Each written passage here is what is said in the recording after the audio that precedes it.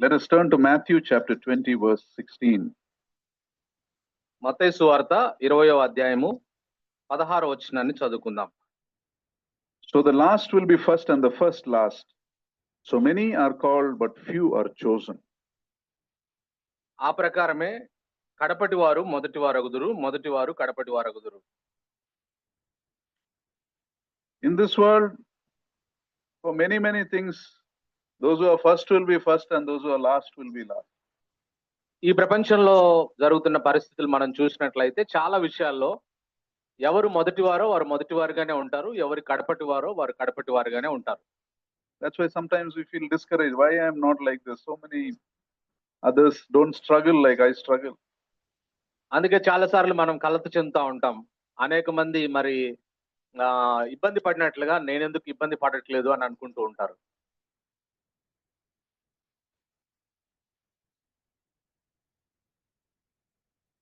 So we get discouraged. But remember, in the rules of heaven, the first can be last and the last can be first. అయితే పరలోకంలో ఉన్న సూత్రాలు ఎలా ఉంటాయంటే కడపటి వారు మొదటి వారు అవడానికి అవకాశం ఉంది, మొదటి వారు కడపటి వారు అవుతారు. In other words, in God's kingdom, our past is no indication of what we can become in future. దాని అర్థం ఏమిటనంటే దేవుని రాజ్యంలో మన గతము మనము భవిష్యత్తులో మనం ఏమవుతామనే దాన్ని ఏమాత్రం నిర్దేశించదు. A great sinner can become a great person of faith. ఒక గొప్ప పాపి ఒక గొప్ప విశ్వాస యోధుడిగా మారవచ్చు. To understand this, let us turn to Hebrews 11:31. దీన్ని అర్థం చేసుకోవడానికి హెబ్రీలకు రాసిన పత్రిక 11వ అధ్యాయము 31వ వచనాన్ని చూద్దాం. Hebrews 11:39. 31వ వచనం. హెబ్రీలకు రాసిన పత్రిక 11వ అధ్యాయం 31వ వచనం. By faith the prostitute Rahab, because she welcomed the spies, was not killed with those who were disobedient.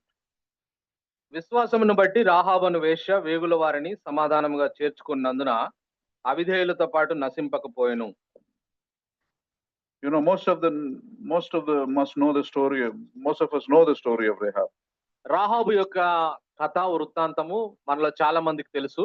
She risked her life to give shelter to two men who were sent by Israel to spy in Jericho. ఎరికోకు వేగు చూడడానికి వచ్చిన మరి ఇశ్రాయేలుకు సంబంధించిన ఇద్దరు వేగుల వారికి తన ప్రాణాలకు తెగించి ఆమె ఆశ్రయం ఇచ్చింది.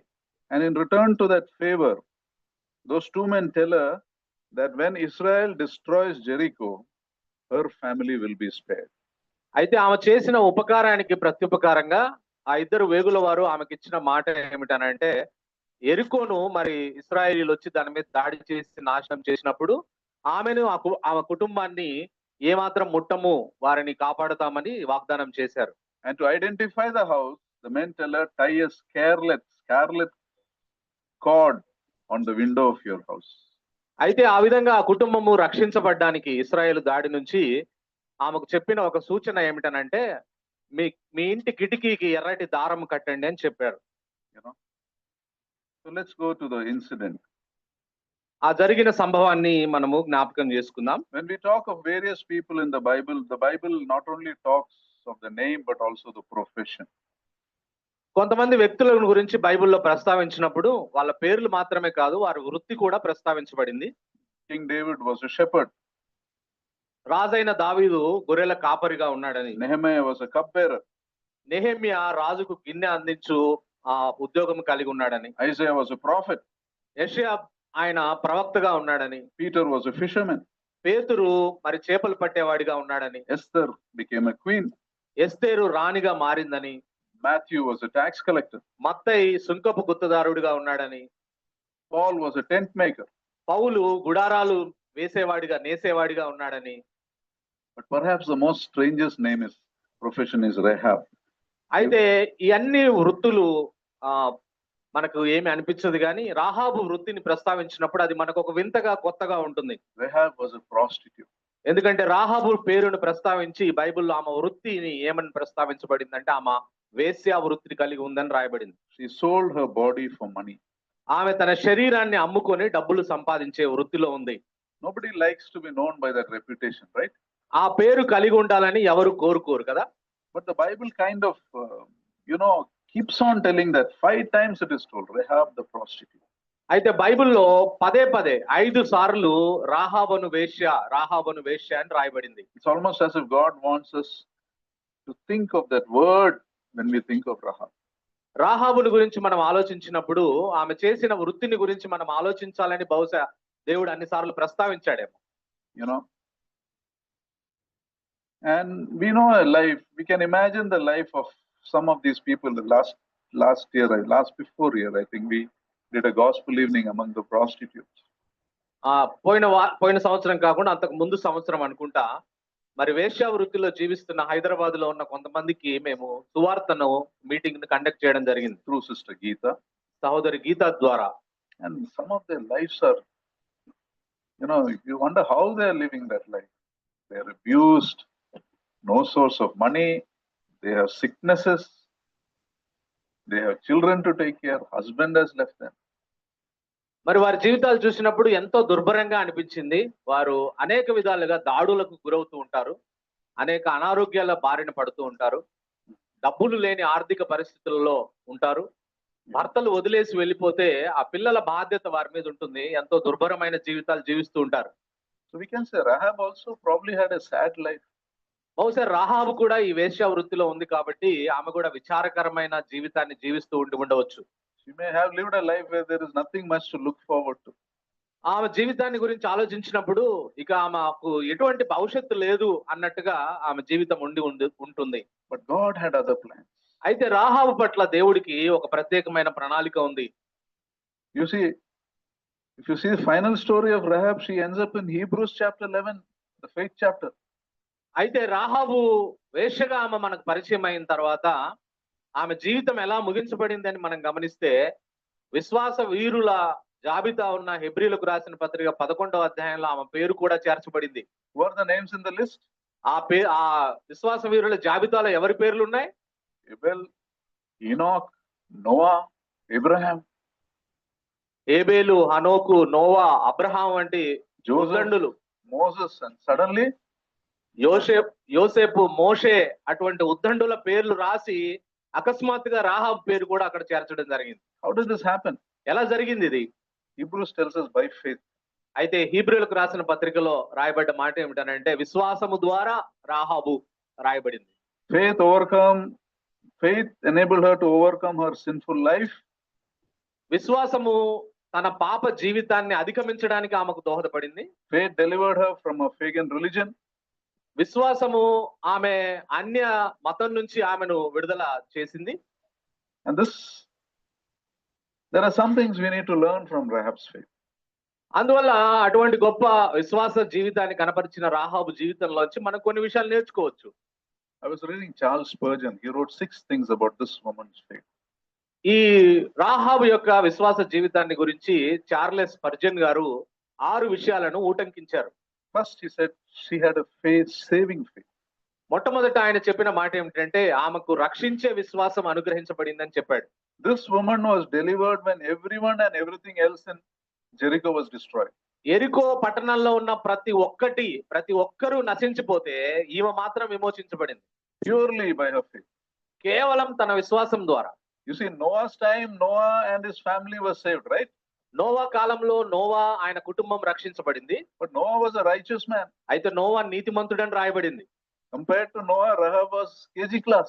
మరి నోవా నీతితోటి పోలిస్తే మరి రాహాబు జీవితాన్ని మనం గమనిస్తామా ఎల్కేజీకి కూడా సరిపోదు. But in the end it didn't matter. అయితే both ended up in the same place. అయితే ఇద్దరు ముగింపును చూస్తే ఇద్దరు ఒకే రకమైన ముగింపును కలిగి ఉన్నట్టుగా మనం చూస్తాం. This is a foreshadow of salvation through the blood of the Lord Jesus, available for the worst of the sinners. కాబట్టి ఎంత భయంకరమైన పాపులకైనా పరిశుద్ధమైన యేసు ప్రభు రక్తము ఏ విధంగా వారిని విమోచిస్తుందనే దానికి ఇది ఒక అందమైన ఒక దృశ్య కావ్యంగా మన ముందుంది. The stories teaches us that no one is beyond God's reach. ఎవరు కూడా దేవునికి అందుబాటులో లేని వారు లేరు అనే విషయం ఈ వృత్తాంతం మనకు తెలియజేస్తుంది. In the middle of judgment, God knows how to save those who seek him. మరి తీర్పు మధ్యలో కూడా ఆయన్ను వెతికే వారిని ఎలా కాపాడాలో ప్రభువుకు బాగా తెలుసు. You see, some of us we may still struggle with feelings of guilt, you know. We may feel I'm unworthy, considering what all I did in my past, I'm unworthy to enter heaven. కాబట్టి చాలా మంది మనలో ఇక్కడ కూర్చున్న వారిలో కూడా ఆలోచిస్తూ ఉండవచ్చు, నా గత జీవితం, పాపపు జీవితాన్ని గురించి ఆలోచిస్తే పరలోకానికి ప్రవేశించడానికి నాకు ఏమాత్రం అర్హత లేదు అని అనుకుంటూ ఉండవచ్చు. One thing that is true, we are unworthy. ఒక విషయం అయితే అది ఖచ్చితము, మనందరము కూడా అర్హత లేని వారమే పరలోకానికి. But the good news is only unworthy people go to heaven. అయితే శుభవార్త ఏమిటనంటే అర్హత లేని వారు మాత్రమే పరలోకానికి వెళ్తారు. Heaven is not for those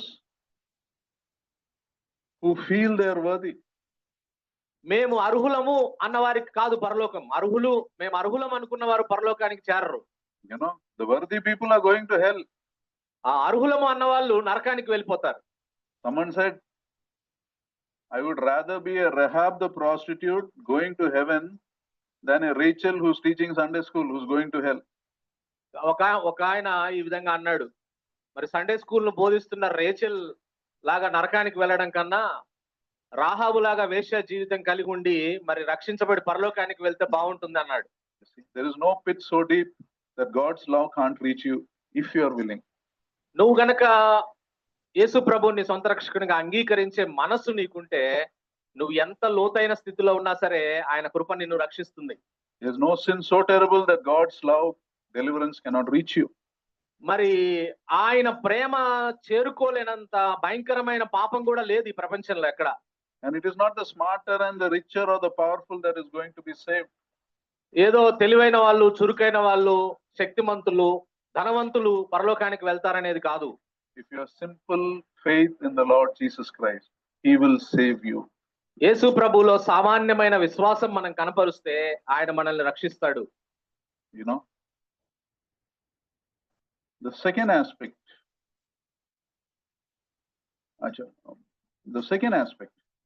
రెండో విషయం ఏమిటంటే రాహాబు విశ్వాసానికి సంబంధించి, first was a saving faith. The second is a singular faith. Singular faith ante she was willing to stand single when no one else was around who had faith.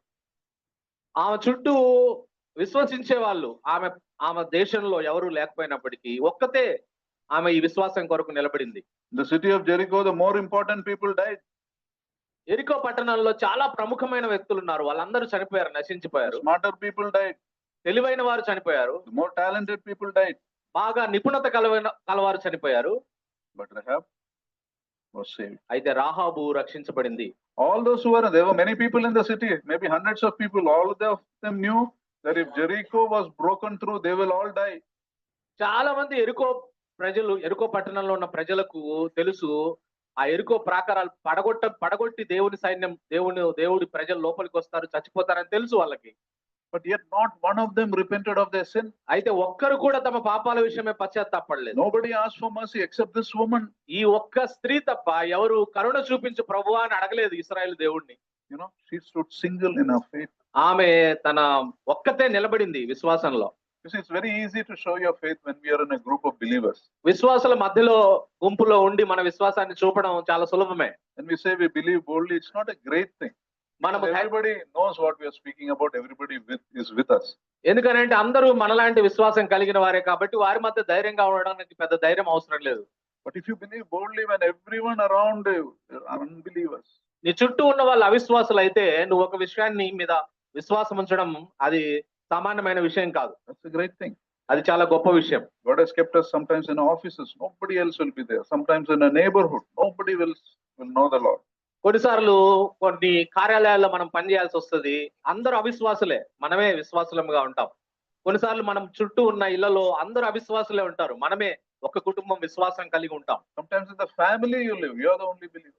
కొన్నిసార్లు కుటుంబాల్లో ఒక్కతే రక్షించబడి ఆమె విశ్వాసిగా ఉంటుంది. Remember, God has kept you to be His champion in faith. అయితే అటువంటి సందర్భాల్లో దేవుడు తన ఛాంపియన్ గా నిన్ను అక్కడ ఆ ప్రదేశంలో ఉంచాడు అనే విషయాన్ని గుర్తుపెట్టుకోవాలి. He's kept you so that His light will shine through your life. ఆయన వెలుగు నీ జీవితం ద్వారా ప్రకాశించాలని దేవుడు నిన్ను అక్కడ పెట్టాడు అనే విషయాన్ని నువ్వు గ్రహించాలి. There may be people persecuting us, but by your life and testimony, God can save those people. నిన్ను వారు హింసిస్తూ ఉండవచ్చు, కానీ నీ సాక్ష్యం ద్వారా, నీ జీవితం ద్వారా నువ్వు వారిని రక్షించే సామర్థ్యం దేవుడు నీకు ఇస్తాడు. You see a lot of persecution videos, no, people beating and even killing. చాలా హింసాత్మకమైన దృశ్యాలు క్రైస్తవులకు సంబంధించినవి మనము చూస్తూ ఉన్నాం దృశ్య మాధ్యమాల ద్వారా. చంపుతూ ఉన్నారు. Why does God allow this? ఎందుకు దేవుడు వీటిని అనుమతిస్తూ ఉన్నాడు? If we are faithful, the worst men in the devil's army can change to the Lord. కాబట్టి ఆ అపవాది సైన్యంలో ఉన్న భయంకరమైన వ్యక్తులు కూడా మన జీవితం ద్వారా మార్చబడడానికి అవకాశం ఉంటుంది. You know, history has shown time and again. చరిత్రలో ఈ విషయాలు పదే పదే మనకు కనపరచబడ్డాయి. You know, people who have been saved from the deepest of sin, the worst kind of people. మరి భయంకరమైన పాపంలో ఉన్నారు అనుకున్న వారిని ప్రభు రక్షించాడు. That's why we should never have hatred against those who persecute us. We should pray for them and pray that we will be a testimony. అందువల్ల హింసిస్తున్న వారి పట్ల మనము శత్రు స్వభావాన్ని మనం కలిగి ఉండొద్దు. వారి కోసం మనం ప్రార్థించే వారంగా ఉండాలి. The third thing we see about this woman, that she had a stable faith. మూడవ విషయం, ఈ స్త్రీకి సంబంధించిన విశ్వాసాన్ని మనం గమనించినట్లయితే స్థిరమైన విశ్వాసాన్ని కలిగి ఉంది Rahab. Stable faith means it's consistent. It doesn't go up and down. స్థిరమైన విశ్వాసం అంటే మరి ఉదయం ఒక రకంగా, మధ్యాహ్నం ఒక రకంగా, రేపు ఒక రకంగా ఉండేది కాదు. You see, when the spies visited Rahab, the Israelite army was on the other side of Jordan. To come to Jericho, they had to cross Jordan. మరి ఈ వేగుల వారు ఈమె దగ్గరికి వచ్చినప్పుడు యోర్దాను నది అవతల ఉన్నారు ఇశ్రాయేలు సైన్యం. And there was no bridge over Jordan. యోర్దాను నది మీద మరి ఎటువంటి ఆనకట్ట లేదు, వంతెన లేదు. And Jordan was in spate at that time, flood stage it was. మరి యోర్దాన్ లో కూడా విపరీతమైన వరద ఉధృతి ఉంది ఆ యోర్దాన్ నదిలో. See that in Joshua chapter 3. యెహోషువ గ్రంథం 3వ అధ్యాయంలో ఆ విషయాన్ని చూస్తాం.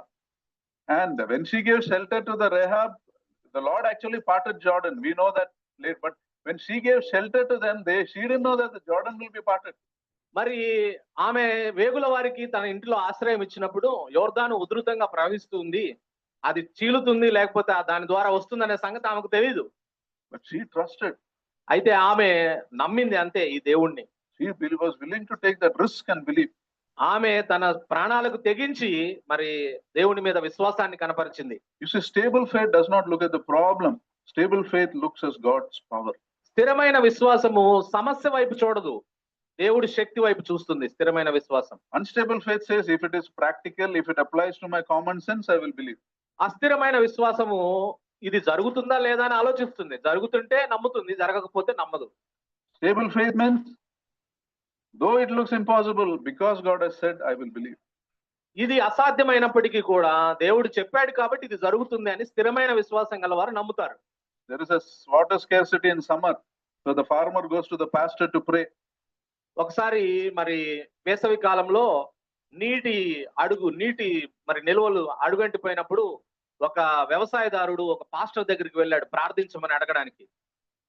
The pastor tells him, అప్పుడు పాస్టర్ గారు ఆయనతో చెప్పాడు, you know, now it is summer, come in the rainy season, we'll pray for rain season. ఆయన అన్నాడు, అయ్యా వేసవి కాలంలో వచ్చి నీళ్ళ కోసం అడిగితే ఎట్లా, నువ్వు వర్షాకాలంలో వచ్చి నీళ్ళ కోసం ప్రార్థించమను, నేను ప్రార్థిస్తాను అన్నాడు. Will not God take care when he asked him? దేవుడు ఆ వేసవి కాలంలో కూడా దేవుడికి నీళ్ళు ఇవ్వడం పెద్ద అసాధ్యమా? Many years back in one of our VBSs, we remember it was a very hot period. కొన్ని సంవత్సరాల క్రితం VBS జరుగుతూ ఉన్నప్పుడు అది బాగా ఉష్ణోగ్రత వేడిగా ఎక్కువగా ఉంది. And I think the VBS was on May 1st, 2nd, 3rd, somewhere in the first week. మే 1, 2, 3 తారీఖులో ఆ మొదటి వారంలో VBS కండక్ట్ చేశారు. One night before the VBS, God sent such a heavy rain. Even the tents and all they put up got washed away. ఆ దేవుడు ఎంత గొప్ప కార్యం చేసినాడంటే మరి వాతావరణాన్ని చల్లబరచడానికి ఆ VBS కు ఒక రోజు ముందు విపరీతమైన వర్షం, వేసిన టెంట్లన్నీ కూడా కిందకి నేలమట్టం అయిపోయినాయి వర్షానికి. Pleasant weather for the next few days. ఆ కొన్ని రోజులు మరి మంచి వాతావరణంలో పిల్లలు VBS జరిగేటట్టుగా దేవుడు సహాయం చేసినాడు. We should have a stable faith that believes in God and what God has said. కాబట్టి పరిస్థితుల మీద కాకుండా దేవుడు ఏం చెప్పాడో దాన్ని నెరవేర్చగల శక్తిమంతుడని దేవుడి మీద స్థిర విశ్వాసం మనం చూపించవలసిన అవసరత ఉంది. The fourth aspect of this woman's faith was, her faith was a self-defying faith. Ante a faith that is willing to take the risk. మరి ఇంకొక ఆమె విశ్వాసంలో ఉన్న ఇంకొక పార్శ్వం ఏమిటనంటే మరి దేవుని కొరకు ఏమైనా త్యాగం చేయడానికి మరి సిద్ధపడే విశ్వాసాన్ని ఆమె కలిగి ఉంది. Now she knew If she was found out, she would be put to death by the king, but still she gave shelter to the spies. ఇక్కడ మనం గమనించినట్లయితే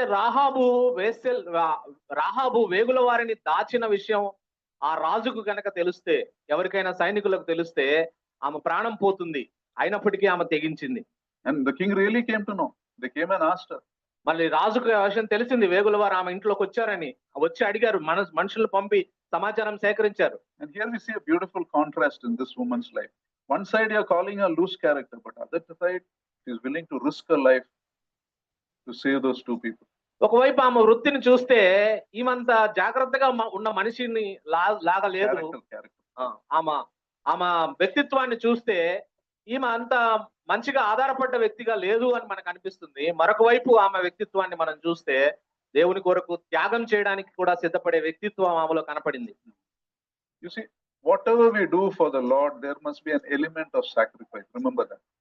కాబట్టి మనము దేవుని కొరకు ఏమి చేసినా అందులో కొంత త్యాగము మన జీవితాల్లో ఉండవలసిన అవసరత ఉంది. Faith and self-denial, someone said, is like Siamese twins. You know what is Siamese twins? విశ్వాసము మరియు మనం స్వీయ తిరస్కారం అనేవి రెండు ఒక కవలల లాంటివి. Siamese twins ante they will have two heads but one body. Have you heard of this? Have you seen this? Medically sometimes it happens. Two head, one body. ఎటువంటి కవలలుగా ఉంటారు అవి రెండు అని అంటే, రెండు తలలుండి ఒకే శరీరం ఉంటుంది కదా, అటువంటి కవలలు, విడదీయలేని కవలల్లాగా ఉంటారు. One head, two heads, one heart, one stomach. They both survive only if they are stuck together. If you separate them, they won't survive. కాబట్టి ఆ రెండు తలలు ఉంటాయి, ఒకే శరీరంలో ఒకే జీర్ణాశయం, ఒకే గుండె అవన్నీ ఉంటుంది. వాటిని విడదీస్తే, ఆ తలల్ని విడదీస్తే వాళ్ళు చచ్చిపోతారు. They have to be together. అవి రెండు కలిసి ఉండవలసిందే ఆ తలలు. That faith and taking that risk should go side by side. It has to be together. కాబట్టి అదే విధంగా విశ్వాసము, దేవుని కొరకు మనము త్యాగం చేయడము, దేవుని కొరకు మనము రిస్క్ చేయడం అనేవి ఇవి రెండు సమాంతరంగా సాగాలి. ఆ కవలల్లాగా ఉండాలి, ఎప్పుడు వాటిని విడదీయకూడదు. How can we have a self-denying faith? Practically, how can we have? స్వీయ తిరస్కార ఆ స్వభావాన్ని మనం ఎలా కలిగి ఉండాలి అభ్యాసపూర్వకంగా? When you take that extra effort to help somebody, you're showing that self-denial faith. మనము ఎవరికైనా సహాయం చేయడానికి ఇంకొక అడుగు ముందుకు వేయడం, ఇంకొక శ్రమ తీసుకోవడం అనేది అది ఆ విషయాన్ని సూచిస్తుంది. Is your sleep making you come late to the house of God? Then get up early. That is self-denial. కాబట్టి ఒకవేళ నీ నిద్ర నువ్వు మందిరానికి రావడానికి ఆటంకంగా ఉందా, మరింత కొంత సమయం ముందుగానే లేయి. ఆ విధంగా లేయడం ద్వారా నువ్వు స్వీయ నియంత్రణ కలిగి నువ్వు దేవుని మందిరానికి వస్తూ ఉన్నావు. Is your breakfast making you late for God? Now we are serving breakfast. But if it is that, skip your breakfast. ఒకవేళ నువ్వు అల్పాహారం తీసుకోవడము మందిరానికి రావడానికి ఆలస్యం అవుతున్నట్లయితే, ఇక్కడైతే మనం అల్పాహారం ఇస్తున్నాం, అలా ఆలస్యం అయితే అల్పాహారం వదిలేసి మందిరానికి రా సమయానికి. Don't look at your own comforts. Do the things what God wants you to do. కాబట్టి నీ సొంత సౌకర్యాల మీద నువ్వు ఆలోచించకుండా వాటిని త్యజించగలిగి దేవుని మందిరానికి సకాలంలో వచ్చే అలవాటు చేసుకోవాలి. David said, I will not sacrifice to the Lord burnt offerings that cost me nothing. దావీదు అన్న మాట ఏమిటనంటే, నేను వెల చెల్లించకుండా నేను ఏది దేవునికి అర్పణగా అర్పించను అన్నాడు. సంథింగ్ అది నేను వెల చెల్లిస్తేనే అది దేవునికి నేను అర్పణగా అర్పిస్తాను అన్నాడు దావీదు. Background was that person gave David that land for free. He said, no, I will pay for it. ఎందుకనంటే ఆ వ్యక్తి దావీదు బలి అర్పించడానికి ఈ స్థలాన్ని నేను ఉచితంగా ఇస్తా అంటే, నేను ఉచితంగా తీసుకోనయ్యా, నేను వెల అర్పించనిది, నేను దేవునికి వెల ఇచ్చి కొనంది నేను దేవునికి అర్పించను అన్నాడు. If we don't have that self-denying aspect in our life, we cannot be trusted with the deep things of God. దేవుని కొరకు ఆ విధంగా మనము స్వీయ తిరస్కరణ మనం చేయకపోతే దేవుని కొరకు మనం గొప్ప కార్యాలు చేయలేము. ఆ విధంగా దేవుడు మనల్ని గొప్ప కార్యాలకు వాడుకోడు. The fifth thing about her faith was a sympathetic faith. ఐదవ విశ్వాసం పార్శ్వాన్ని ఆమెలో చూసినట్లయితే సానుభూతి వ్యక్తపరిచే విశ్వాసం ఉంది. She didn't want to be saved alone. She wanted her family to be saved. ఆమెకి ఎంత సానుభూతి ఉంది తన కుటుంబం పట్ల అంటే, ఆమె ఒక్కతే రక్షించబడాలనే స్వార్థం ఆమె ప్రదర్శించలేదు, కానీ తన కుటుంబం మొత్తాన్ని రక్షించబడాలి అని కోరుకుందామా. If your faith is real, you will want to bring others నీ విశ్వాసం నిజమైంది అయితే ఇతరులను కూడా నువ్వు దేవుని దగ్గరికి తీసుకురావడానికి ప్రయత్నం If చేస్తావు. you have no desire to bring others, you don't know the value of salvation. నువ్వు ఇతరులను రక్షించబడాలని నువ్వు ఆశ లేకపోతే నీకు అసలు రక్షణ విలువే తెలియదని అర్థం. You know, there was a man who used to walk 7 miles to go to church. ఒక వ్యక్తి మరి 7 మైళ్ళు ప్రయాణం చేసి మందిరానికి వెళ్ళేవాడు. His wife never used to come with him. ఆ 7 మైళ్ళు ప్రయాణం చేస్తా అంటే భార్య సాధారణంగా రాదు అంత దూరం ప్రయాణం చేసి రావడం. Not because she can't walk, but he had a bad temper. He was a proud person at home. ఎందుకనంటే ఆమె నడవడానికి కాదు కానీ ఆయన విపరీతమైన కోపం ప్రదర్శిస్తాడు. అందువల్ల ఆమె ఆయనతో కలిసి రావడానికి ఇష్టపడలేదు. If you ask that man why your wife didn't come, he'll say she never goes anywhere. ఆమెను ఆ భర్తను అడిగితే ఎందుకు నీ భార్య రావట్లేదంటే ఆమె ఎక్కడికి రాదండి అని అంటాడు. His children don't come with him. ఆ పిల్లలు కూడా ఆయనతో పాటు రావడానికి ఇష్టపడరు. The problem is with the man. ఆ సమస్య ఆ వ్యక్తితో ఉంది. You know, he says, if I am saved, is enough. ఎందుకంటే ఆయన నేను రక్షించబడితే చాలు అని అనుకుంటూ ఉన్నాడు. You know, the real evidence of a saved person is they will want those they love to come into the kingdom. మరి నిజంగా రక్షించబడిన వ్యక్తి తన కుటుంబ సభ్యులు కూడా దేవుని దగ్గరికి రావాలి, రక్షించబడాలని వారు కోరుకుంటారు. You know, it is a great thing to save a soul. మరి ఒక ఆత్మను రక్షించడం అనేది చాలా గొప్ప విషయం. We hear of heroes of faith who rescue people, firefighters who rescue people from a burnt building, or someone who's drowning. You risk your life and go and save that person. Those are great things, but saving your soul is far more greater. ఒక అగ్ని అంటుకున్న భవనంలోకి కొంతమంది పరిగెత్తుకుంటూ వెళ్ళి అగ్నిమాపక దళానికి సంబంధించిన వాళ్ళు వాళ్ళ ప్రాణాలకు తెగించి వాళ్ళను రక్షిస్తూ ఉంటారు. నీళ్ళలో మునిగిపోతున్న వారిని ప్రాణాలకు తెగించి కొంతమంది గజయితగాళ్ళు రక్షించడానికి వెళ్తూ ఉంటారు. దానికంటే ముఖ్యమైనది ఆత్మల రక్షణ. You see, some of parents, I'll ask you, is your faith, the life you live at home, is it saving your children? Are you living that kind of life? మన విశ్వాసాన్ని చూసి మన పిల్లలు రక్షణలోనికి వస్తారా? అటువంటి విశ్వాసయుక్తమైన జీవితాన్ని మనం జీవిస్తున్నామా? Is your faith making your children walk in the ways of the Lord? మన విశ్వాస జీవితము దేవుని మార్గంలో మన పిల్లలు పెరిగేటట్టుగా మరి అది దోహదపడుతుందా? Or maybe your spouse is unsaved. Is your behavior leading him to the Lord? కాబట్టి నీ భర్త నీ భార్య మరి రక్షణ లేకపోతే నీ ప్రవర్తన ద్వారా నీ భర్తను నీ భార్యను రక్షణలోనికి నడిపించగలగాలి. One more thing, the last. చివరి ఇంకొక పార్శ్వాన్ని మనం చూస్తే విశ్వాసానికి సంబంధించి Rahab's faith was a sanctifying faith. Rahab విశ్వాసము మరి పరిశుద్ధ పరిచే విశ్వాసం. It was the faith that cleansed her. ఆ విశ్వాసము తనల్ని పూర్తిగా పవిత్రపరిచింది. Did Rahab continue as a prostitute after she was saved? రక్షించబడిన తర్వాత రాహాబు వేశ్యావృత్తిని కొనసాగించిందా? No. కొనసాగించలేదు. What happened? ఏం జరిగింది? What happened after the fall of Jericho? ఎరికో కూల్చబడిన తర్వాత ఏం జరిగింది? Hundreds of years later, in the first page of New Testament, her name appears. మరి కొన్ని వందల సంవత్సరాల తర్వాత ఇది జరిగిన తర్వాత నూతన నిబంధనలోని మరి పుస్తకంలో మరి ఆమె పేరు మరి చేర్చబడింది. ఆమె పేరు జాబితాలో చేర్చబడింది. He marries a man named Salmon. సెల్మాను అనే వ్యక్తిని ఆమె వివాహం చేసుకుంది. Their son was Boaz. వారి కుమారుడే Boaz. Boaz married Ruth. Boaz రూతును వివాహం చేసుకున్నాడు. Ruth, they gave birth to, their son was Obed, who was the father of Jesse, father of David. వారు ఓబేదును కన్నారు. ఓబేదు అంటే యెషై యొక్క తండ్రి, యెషై యొక్క కుమారుడే దావీదు. And the Lord Jesus was born in that line. యేసుక్రీస్తు ప్రభువారు ఆ దావీదు వంశంలో పుట్టారు. One day as believers we will meet her in heaven. విశ్వాసులముగా మనము ప్రభు చిత్తమైతే ఆమెను కలుస్తాం. Not as Rahab the prostitute, but as Rahab the child of God. మరి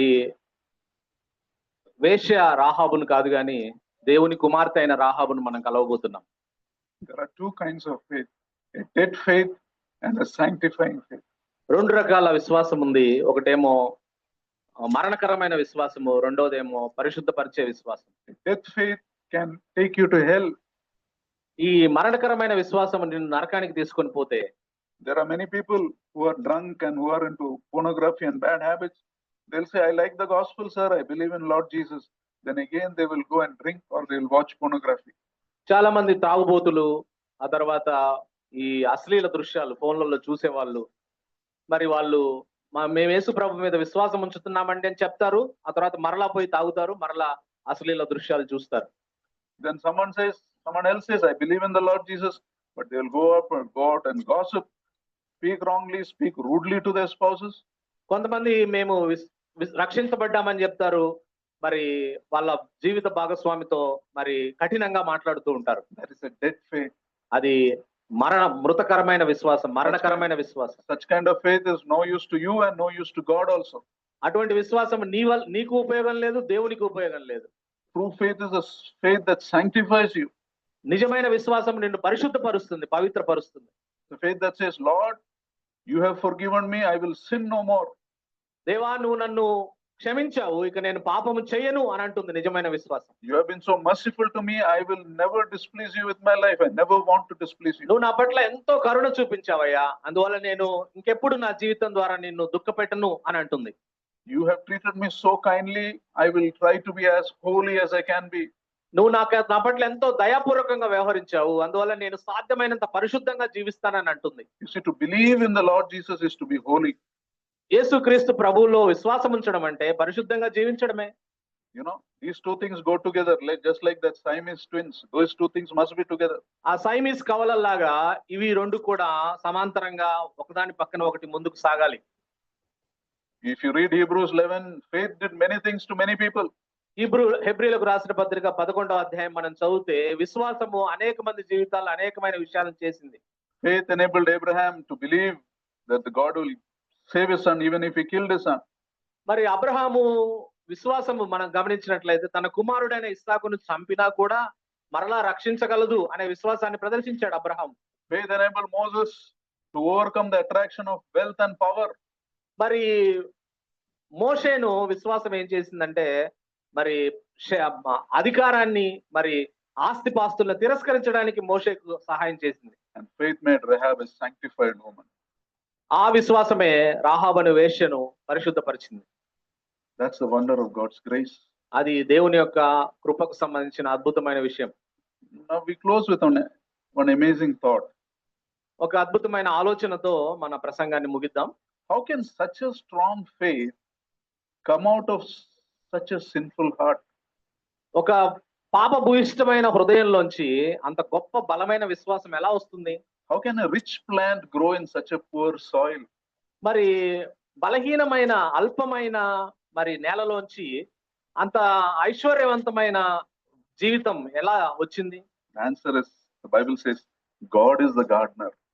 ఎందుకనంటే బైబిల్ చెప్తున్న మాట ఏమిటంటే ఆ తోటమాలి ప్రభువే గనుక మరి ఆ విధమైన ఫలితం వచ్చింది. Lord Jesus says in John 15:1, యోహాను సువార్త 15వ అధ్యాయం మొదటి వచనంలో యేసు ప్రభు వారు ఈ విధంగా అన్నారు, I am the true vine, my father is the gardener.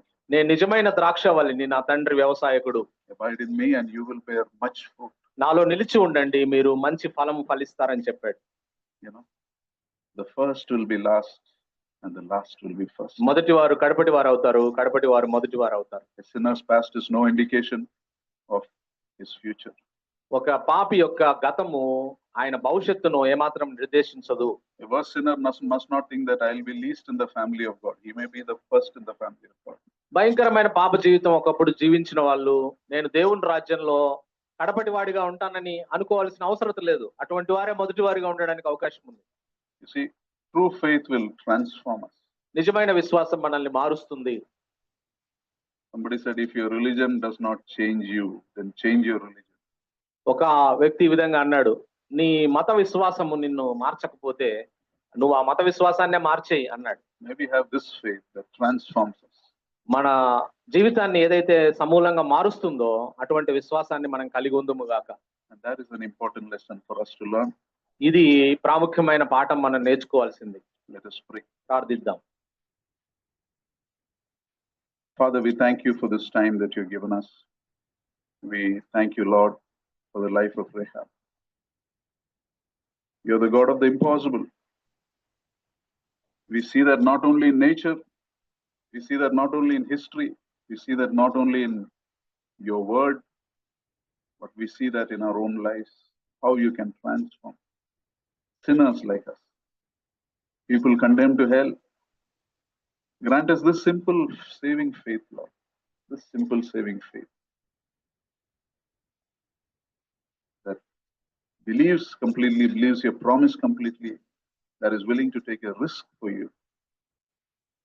And may this faith give us a burden for others. And may this faith be a faith that sanctifies us. We thank you, we praise you, Master. Accept this prayer, for we offer this in the sweet and exalted name of our Lord and our Savior, Jesus Christ. Amen.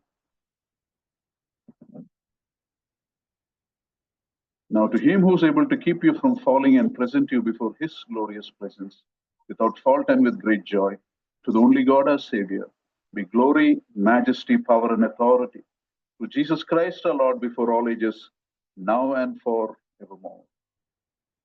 Amen. Thank you. God bless you.